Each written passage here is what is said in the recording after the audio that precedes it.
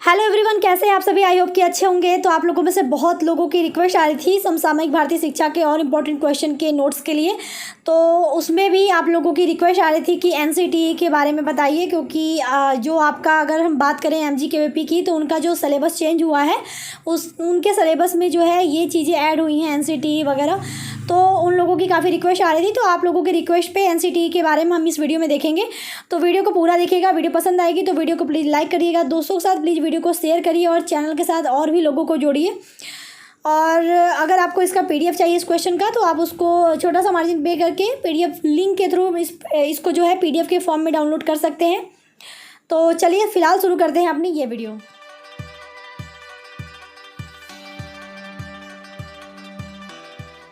तो सबसे पहले मैं आज का जो प्रश्न है वो बता देती हूँ कि एनसीटीई से आपका क्या तात्पर्य है, विस्तार पूर्वक वर्णन करें। इस तरह से पूछ सकता है, या फिर ये कह सकता है क्वेश्चन अथवा करके कि राष्ट्रीय अध्यापक शिक्षा परिषद, जिसे हम शॉर्ट में एनसीटीई कहते हैं, की भूमिका व कार्य की व्याख्या कीजिए। क्योंकि इसकी क्या भूमिका है या फिर इसका क्या कार्य है वो हमें बताना है।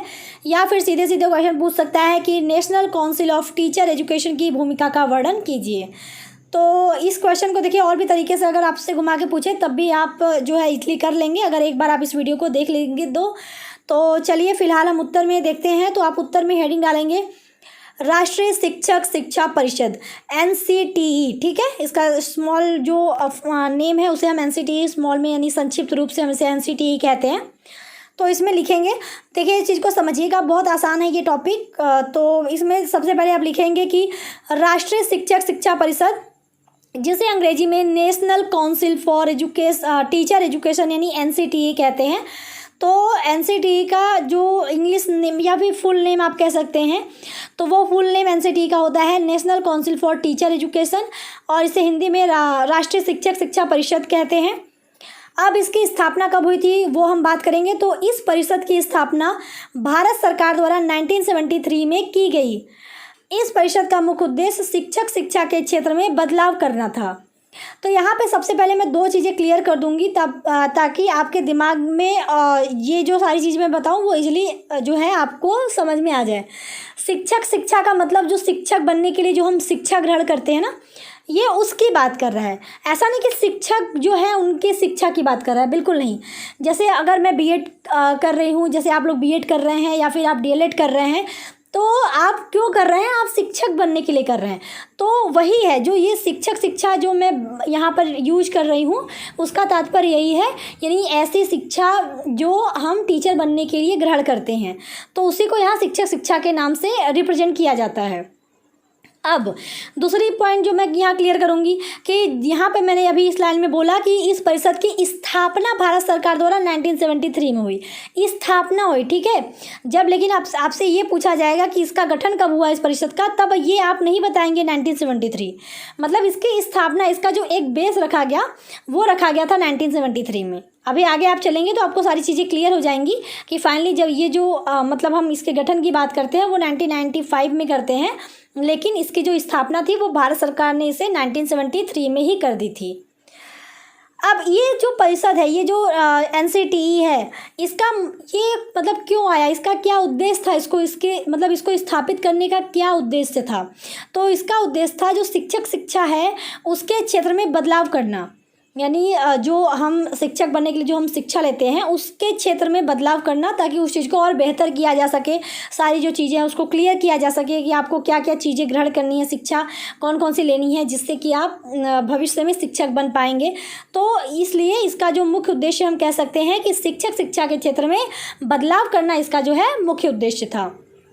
आगे है, अर्थात एनसीटीई की स्थापना इस धारणा से की गई थी कि यह अध्यापक शिक्षा संबंधी सभी पक्षों पर परामर्श देती रहेगी।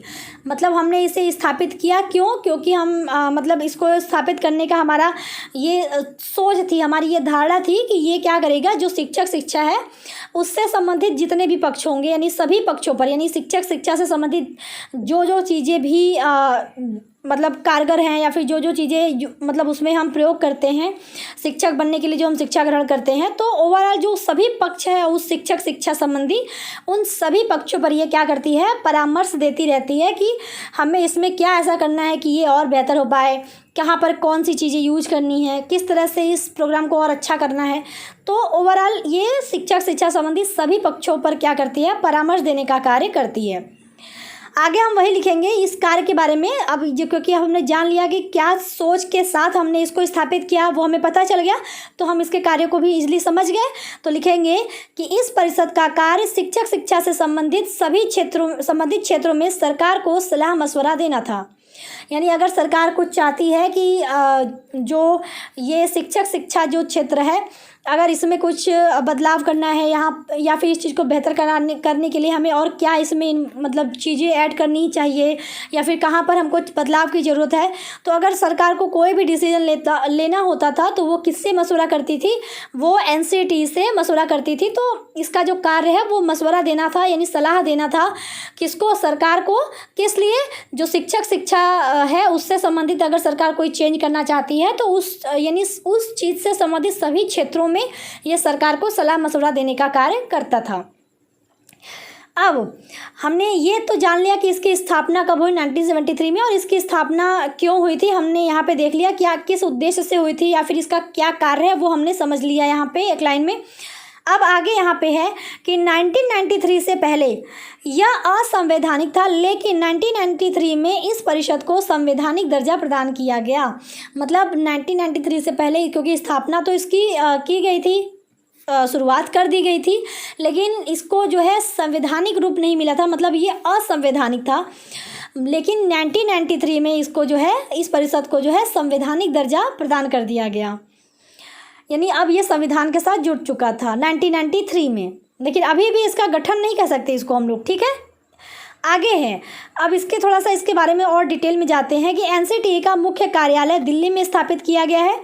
यह परिषद शिक्षकों की शिक्षा से संबंधित सभी समस्याओं का अध्ययन करती है, तत्पश्चात उन समस्याओं के समाधान हेतु अपने सुझाव प्रस्तुत करती है।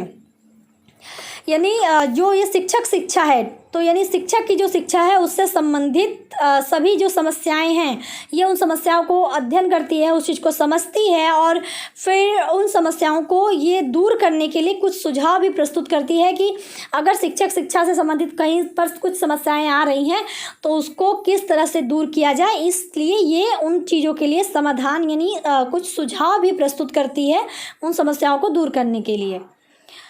अब इस परिषद का निर्माण तो 55 सदस्यों के साथ हुआ था, जिसमें अध्यक्ष, उपाध्यक्ष और सचिव भी सम्मिलित हैं, जिनका कार्यालय 4 वर्ष और अन्य सदस्यों का कार्यालय 2-2 वर्ष का होता है।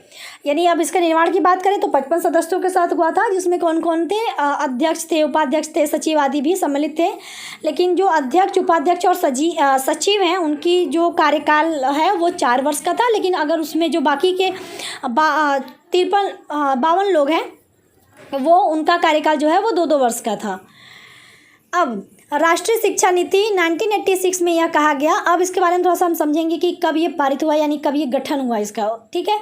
तो राष्ट्रीय शिक्षा नीति 1986 में यह कहा गया कि राष्ट्रीय शिक्षा परिषद को सर्वसंपन्न बनाया जाए, जिससे यह पाठ्यचर्या व पद्धतियों के गुणात्मक दायित्व का निर्वाह कर सके, जिससे इस तरह 1993 में national council for teacher education act बना। इस एक्ट के अनुसार सभी शिक्षक राष्ट्रीय शिक्षा परिषद के अधीन हो गए, क्योंकि हमें ये जो हम शिक्षक बनने के लिए जो अध्ययन कर रहे हैं ये सब कुछ, इस चीज़ के बारे में सब कुछ डिसीजन लेने का काम इसी का था।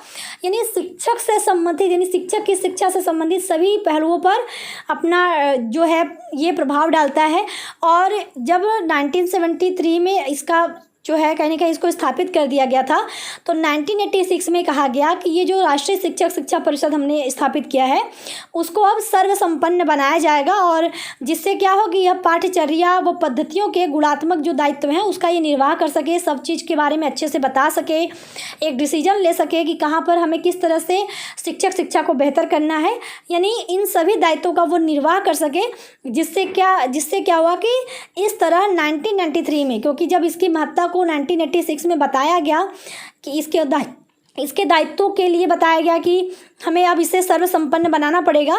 तो इसकी वजह से अब क्या हुआ कि 1993 में national council for teacher education act बना। यानी अब ये था हमारा एनसीटी जो था, जो 1973 में स्थापित कर दिया गया था, अब ये 1993 में एक्ट बन गया। मतलब ये अब संविधान से जुड़ चुका था, क्योंकि ऊपर मैंने बताया ना कि 1993 से पहले ये असंवैधानिक था। तो 1993 में ये संविधान में जुड़ गया, तो अब ये क्या हो गया, national council for teacher education act. यानी अब ये क्या हो गया, एक्ट बन गया, एक अधिनियम बन गया। अब इस एक्ट के अनुसार क्या था कि सभी शिक्षक जो थे वो राष्ट्रीय शिक्षा परिषद के अधीन हो गए, क्योंकि ये शिक्षकों से संबंधित सारे डिसीजन ले रही है, शिक्षक शिक्षा से संबंधित सारे डिसीजन ले रही है।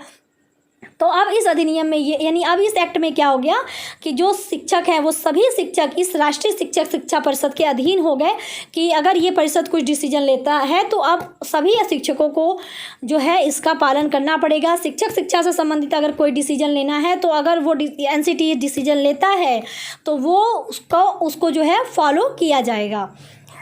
अब ये जो परिषद है, यानी इस परिषद ने 1 जुलाई 1995 से, यानी 1 जुलाई 1995 से विधिवत अपना कार्य करना शुरू कर दिया था।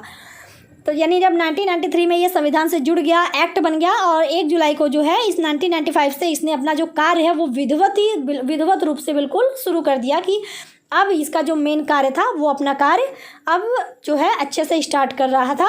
अब इसकी शुरुआत हो चुकी थी इसके कार्यों की, मतलब बाकायदा, जिसे हम कहते हैं बाकायदा अपना कार्य शुरू कर दिया था 1 जुलाई 1995 से। आगे लिखेंगे कि एनसीटी का गठन दिनांक, अब इसके गठन की बात हो रही, ठीक है। गठन दिनांक 17 अगस्त 1995 को राष्ट्रीय अध्यापक शिक्षा परिषद एनसीटी अधिनियम 1993 के अनुसार से एक स्वायत्त निकाय के रूप में स्थापित किया गया था। मतलब 1 जुलाई से उसने अपना कार्य अच्छे से बाकायदा शुरू कर दिया था। तो एनसीटी का जो गठन हो गया वो 17 अगस्त 1995 को राष्ट्रीय अध्यापक शिक्षा परिषद अधिनियम 1993 के, क्योंकि 1993 में से संवैधानिक रूप से जो है वो मिल गया था, सपोर्ट मिल गया था, संविधान से इसे जोड़ दिया गया था। तो 1993 के ही अनुसरण में एक स्वायत्त निकाय के रूप में अब इसे स्थापित कर दिया गया था। कब, दिनांक 17 अगस्त 1995 को। 1 जुलाई से इसने अपना प्रॉपर काम शुरू कर दिया और 17 अगस्त को इसका जो है एनसीटी का बाकायदा गठन कर दिया गया। अतः स्पष्ट है कि राष्ट्रीय अध्यापक शिक्षा परिषद एनसीटी संसद द्वारा पारित अधिनियम 1995 के अंतर्गत स्थापित एक वैधानिक संस्था है। अब ये एक संस्था बन चुकी है जिसका कार्य क्या है, जिसका कार्य संपूर्ण भारत में अध्यापक शिक्षा का नियोजन एवं समग्र विकास करना है। क्योंकि अध्यापक शिक्षा किस तरह से चलाई जाएगी, उसमें क्या क्या चेंजेज होंगे, उसका किस तरह से विकास होगा, उसमें कौन कौन सी चीज़ें हमें यूज करनी है, कैसे उसको और अच्छा करना है, बेहतर करना है, गुणवत्तापूर्ण करना है, यानी सब कुछ उसका समग्र विकास करना इस अधिनियम का, यानी जो एनसीटी है इसका एक महत्वपूर्ण जो है कार्य बन गया। तो यहाँ पर आपका ये जो एनसीटी है वो क्या है, आई होप कि आपको क्लियर हो गया हो कि एनसीटी कब बना, कैसे बना, क्या हुआ, इसका क्या कार्य है, सब कुछ आपने देख लिया। अब अब इसके डिटेल में चलते हैं, इसकी भूमिका और कार्य के बारे में। तो आप हेडिंग डालेंगे राष्ट्रीय अध्यापक शिक्षा परिषद की भूमिका एवं कार्य। तो इसके अंतर्गत आप लिखेंगे कि एनसीटी की भूमिका व कार्य को निम्नलिखित बिंदुओं के माध्यम से समझा जा सकता है। आपसे केवल क्वेश्चन में भूमिका पूछता है तब भी आप यही चीज़ करेंगे, कार्य पूछता है तब भी आप यही चीज़ करेंगे, ठीक है। ओके, तो यहाँ पर हम एक एक करके अब चलते हैं। तो पहला जो कार्य हम लिखेंगे कि एनसीटी शिक्षक शिक्षा के क्षेत्र में अध्ययन कर केंद्रीय सरकारों, प्रांतीय सरकारों और यूजीसी को सलाह प्रदान करती है। यानी जो शिक्षक शिक्षा का क्षेत्र है उसके बारे में ये अध्ययन करती है कि कहाँ पर किस तरह से चीज़ों को और बेहतर किया जा सकता है, कहाँ पर कमियाँ हैं, कहाँ पर ऐसा क्या करे कि उसकी गुणवत्ता बढ़ सके। यानी ओवरऑल जो शिक्षक शिक्षा का क्षेत्र है हर एक क्षेत्र को ये बाकायदा अध्ययन करता है एनसीटी। और उसके बाद जो केंद्रीय सरकार है या फिर प्रांतीय, यानी केंद्र की सरकार है, अगर केंद्र से जुड़ा हुआ अगर शिक्षक शिक्षा का कोई डिपार्टमेंट है तो वो केंद्र सरकार को, प्रांत सरकार को, यानी राज्य सरकार की बात हो रही है, और यूजीसी को भी ये सलाह प्रदान करती है। अगर उसे कहीं पर भी लगता है कि चेंज की ज़रूरत है तो वो उनको सलाह भी देती है। तो पहला कार्य तो इसका ये हो गया। दूसरा है एनसीटी शिक्षक शिक्षा के संबंध में नीति नियमों का निर्धारण करती है, साथ ही उन्हें लागू करने और उन सभी नीति नियमों के क्रियान्वयन की जिम्मेदारी भी इसी की होती है। यानी अगर शिक्षक शिक्षा के बात करें तो शिक्षक शिक्षा के संबंध में कौन से नियम बनेंगे, कौन से नियमों का पालन होगा, कौन सी नीति आएगी, ये सब कुछ का जो निर्धारण है वो एनसीटीई करती है।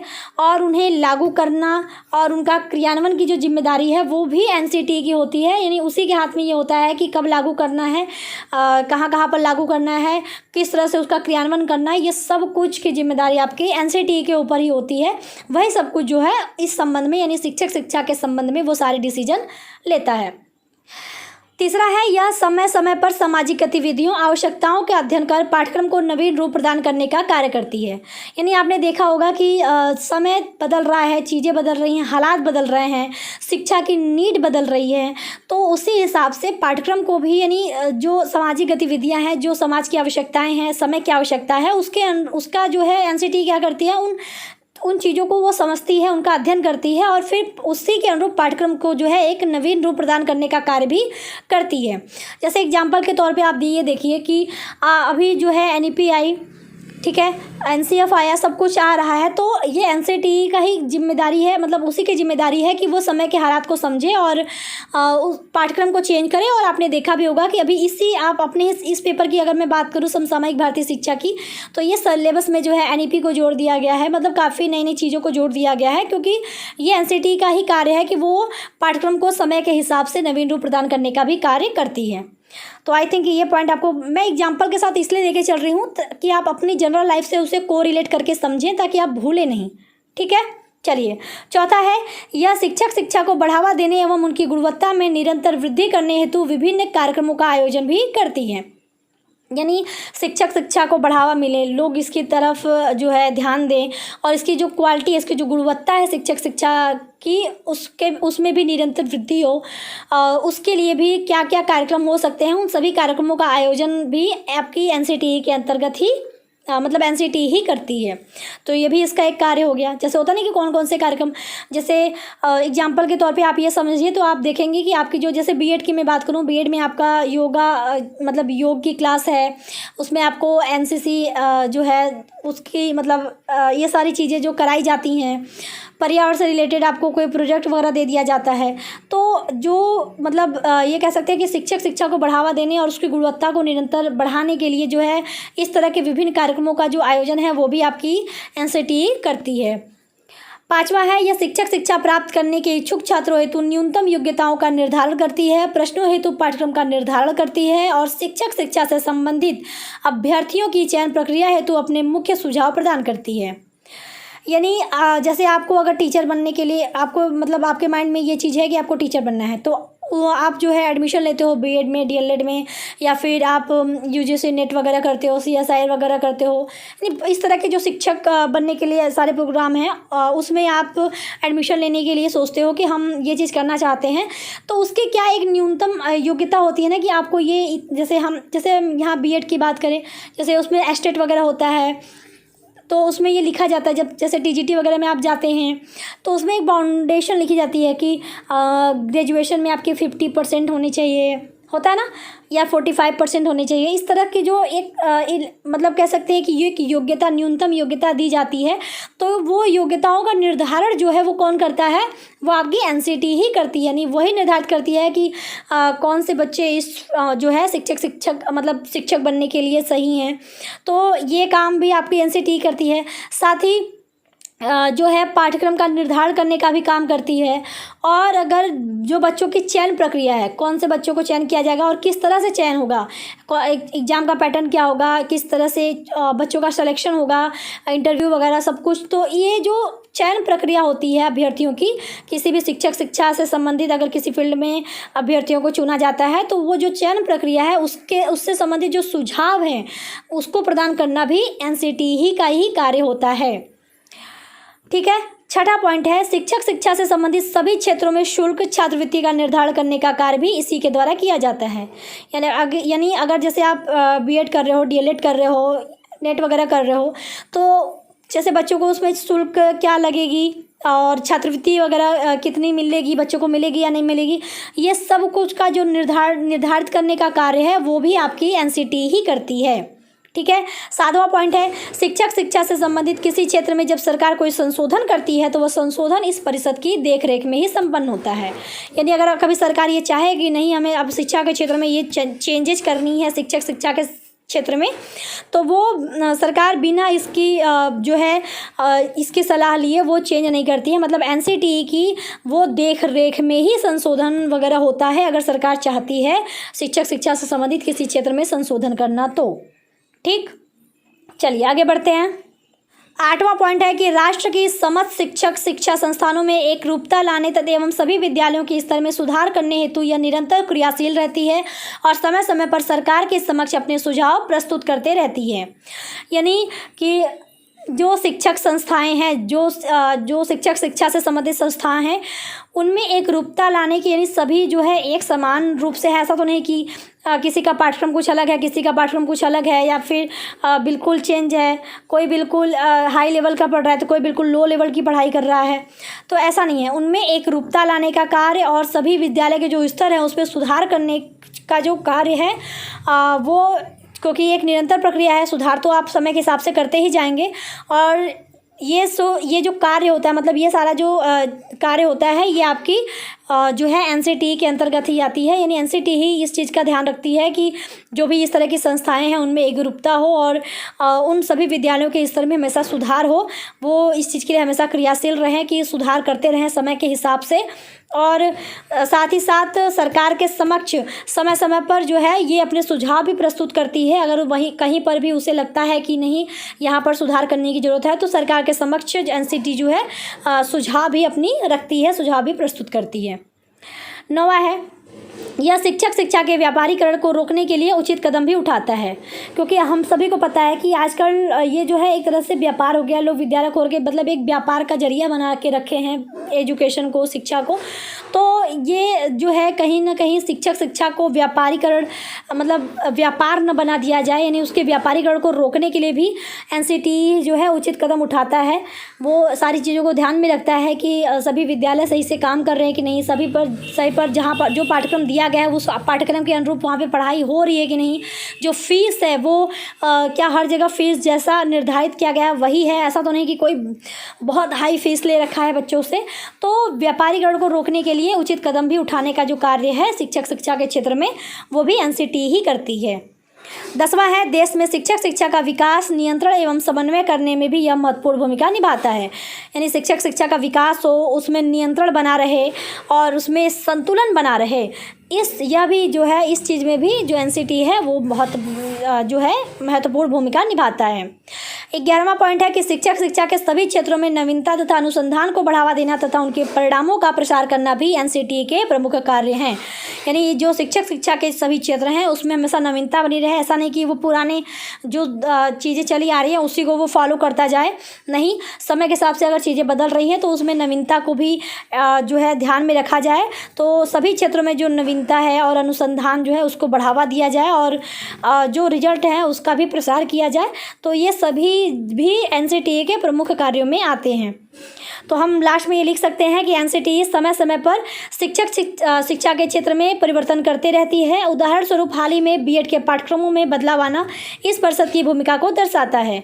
इस परिषद की स्थापना के पश्चात शिक्षक शिक्षा की गुणवत्ता में निश्चित ही वृद्धि हुई है। यानी आप अगर देखें तो बीएड के सिलेबस में चेंजेस हुए हैं, नई नई नीतियाँ आई हैं, सभी चीज़ें आई हैं तो उसको ऐड किया गया है।